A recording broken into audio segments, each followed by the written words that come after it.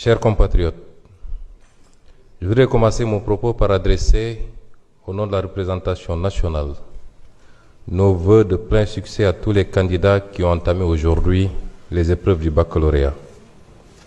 Nous leur souhaitons beaucoup de réussite ainsi qu'un avenir à la hauteur de leurs ambitions. Mesdames et messieurs, au moment où nous procédons à la clôture de la session ordinaire unique 2025-2026 de notre Assemblée nationale, je ressens à la fois un profond sentiment d'humilité et un grand sens de responsabilité. Il y a un mois à peine, la représentation nationale m'a confié l'honneur de présider cette auguste institution, prenant ainsi le relais de mon prédécesseur, M. Malick Ndiaye, à qui je tiens une nouvelle fois à rendre un hommage appuyé pour le travail accompli durant cette session.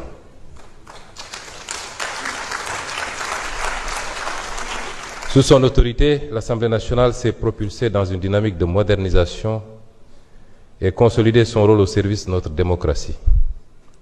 Je mesure pleinement la portée de cette continuité institutionnelle. Notre responsabilité est de préserver leur crédibilité, leur stabilité et leur efficacité au service exclusif du peuple sénégalais. Mesdames et messieurs, chers collègues, la session qui s'achève aura été particulièrement dense. Tout au long de ces mois de travaux, notre Assemblée a exercé avec responsabilité ses trois missions fondamentales: légiférer, contrôler l'action du gouvernement et représenter dignement le peuple sénégalais, notamment à travers l'évaluation des politiques publiques. Sur le plan législatif, l'Assemblée a examiné et adopté un nombre important de textes portant sur des secteurs stratégiques de la vie nationale: la gouvernance économique, les finances publiques, la justice, la coopération internationale, les réformes institutionnelles, le développement territorial ainsi que la modernisation de notre administration. Elle a également autorisé plusieurs accords internationaux destinés à renforcer l'intégration régionale, la coopération judiciaire, les investissements et les partenariats stratégiques de notre pays. Mais le bilan d'une assemblée ne se résume jamais au nombre de lois votées. Une loi n'a de valeur que lorsqu'elle améliore effectivement la vie des citoyens. Notre exigence sera désormais simple: produire moins de textes de circonstance et davantage de lois utiles, évaluées, applicables et réellement transformatrices. Mesdames et messieurs, chers collègues, cette session aura également été celle de profondes transformations internes. Nous avons poursuivi la modernisation des méthodes de travail parlementaire. Les commissions permanentes ont renforcé leur capacité d'analyse. Le suivi de l'exécution des lois a connu des progrès appréciables. Les mécanismes d'évaluation des politiques publiques commencent progressivement à s'installer dans nos pratiques. La digitalisation de plusieurs procédures parlementaires ainsi que la création de la chaîne parlementaire ont permis d'améliorer l'efficacité administrative et la traçabilité de nos travaux. Nous avons également engagé une réflexion ambitieuse sur le renforcement des capacités des députés et de l'administration parlementaire afin de doter notre Assemblée d'une expertise toujours plus solide. Le Parlement moderne ne peut plus être uniquement un lieu de débat. Il doit être un véritable centre d'intelligence publique capable d'éclairer les décisions nationales. Notre mission de contrôle n'a pas été en reste.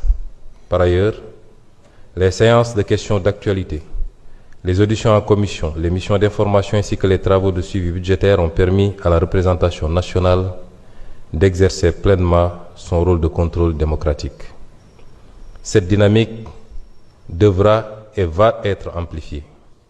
Ce contrôle ne constitue nullement une opposition systémique à l'action gouvernementale. Il représente au contraire une garantie de bonne gouvernance, de transparence et de redevabilité. Enfin, dans une république moderne, gouverner signifie accepter d'être évalué. L'État ne peut plus se satisfaire de mesurer uniquement les moyens engagés. Il doit mesurer les résultats obtenus. Chaque franc public doit produire un impact réel sur la vie des populations. C'est aussi cela la rupture. Mesdames et messieurs, chers collègues, la diplomatie parlementaire a occupé une place importante durant cette session. Notre Assemblée a poursuivi une présence active au sein des organisations parlementaires régionales et internationales. Elle a participé aux travaux de l'Union interparlementaire, du Parlement de la CEDEAO, de l'Assemblée parlementaire de la francophonie, de l'Union parlementaire africaine, ainsi qu'à plusieurs rencontres bilatérales avec des parlements partenaires. L'organisation à Dakar de la 85e session du comité exécutif de l'Union parlementaire africaine a constitué l'un des temps forts de cette diplomatie parlementaire, illustrant la place croissante du Sénégal dans les grands débats continentaux. Notre diplomatie parlementaire doit désormais accompagner davantage les priorités nationales, la souveraineté économique, la paix et la sécurité régionale, l'intégration africaine, la mobilisation des investissements, la défense des intérêts des Sénégalais de la diaspora. Nous devons faire du Parlement un acteur reconnu du rayonnement international du Sénégal. Mesdames et Messieurs, chers collègues, l'Assemblée nationale dispose d'un mandat constitutionnel qui lui donne les moyens d'apporter aux citoyens une information factuelle sur plusieurs dimensions de la vie nationale. Rendre compte de son travail au public, partager sous des formes digestes les données qui le sous-tendent, c'est remplir au mieux le contrat de transparence inhérent à la fonction parlementaire. C'est pourquoi nous allons nous doter de nouveaux outils à cet effet, qui doivent être conçus comme un service institutionnel rendu aux souverains sénégalais, dans sa diversité, crédible, auprès des citoyens indécis ou dépolitisés, mais aussi des partenaires institutionnels. Il s'agira d'informer, en donnant accès aux faits et aux sources primaires dignes d'intérêt, à travers deux leviers que nous allons mettre en place. D'abord, une newsletter hebdomadaire, ou en tout cas périodique, pour la régularité et le partage d'informations essentiellement chiffrées et techniques, auquel sera articulé le portail de données ouvertes que constitue le site de l'Assemblée nationale. Il rendra compte de façon sobre, synthétique, digeste, pédagogique et traçable du travail parlementaire de la semaine ou de la période écoulée, sur des contenus tels les textes examinés et adoptés, résumés en langage accessible, avec le lien vers le document officiel, les questions au gouvernement et synthèse des principaux échanges en commission, les chiffres clés d'une politique publique mise en lumière chaque semaine, le suivi des engagements et des réformes en cours pour mesurer le chemin parcouru. Le second outil consistera à la mise en place d'un podcast vidéo pour la présentation des députés, de leur territoire et de leur action. Mesdames et Messieurs, la session qui s'ouvre après cette clôture ne sera pas une période d'inactivité. Bien au contraire, l'intercession devra être mise à profit pour préparer les grands chantiers qui attendent la représentation nationale et en exécuter certains au besoin. Plusieurs projets de loi structurants sont déjà inscrits dans notre agenda législatif, notamment dans les domaines de l'agriculture, de la justice, de la défense, de l'identité biométrique, de la publicité, des finances publiques ainsi que de la politique industrielle.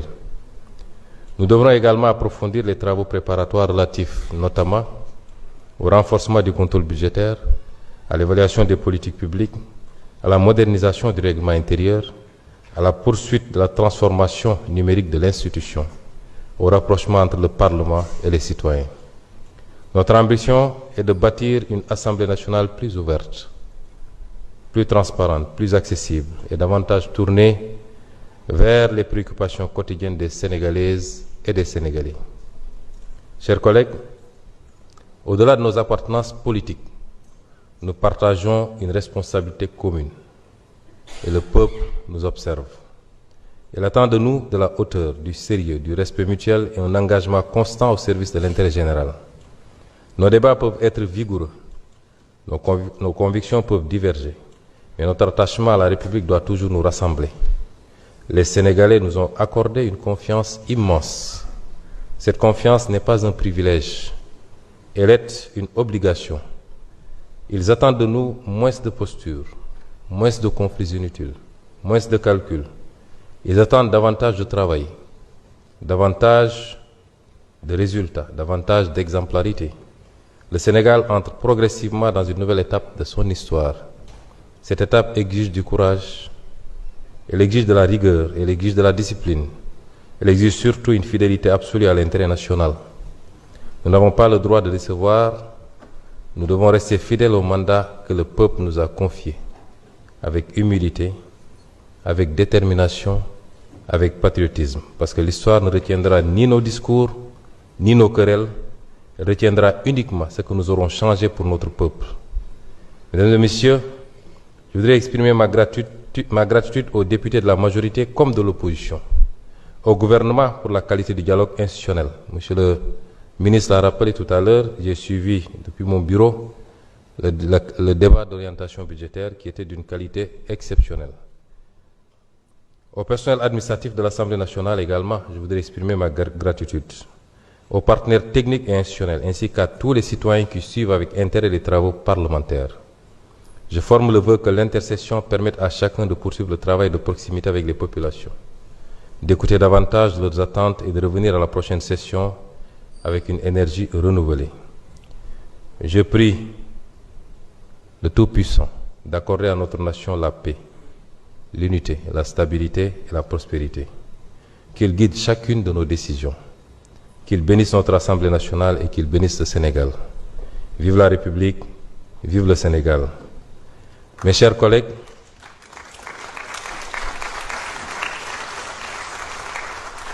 à présent, conformément à la disposition de l'article 4 de notre règlement intérieur, je déclare close la session ordinaire unique 2025-2026 de l'Assemblée nationale. La séance est levée.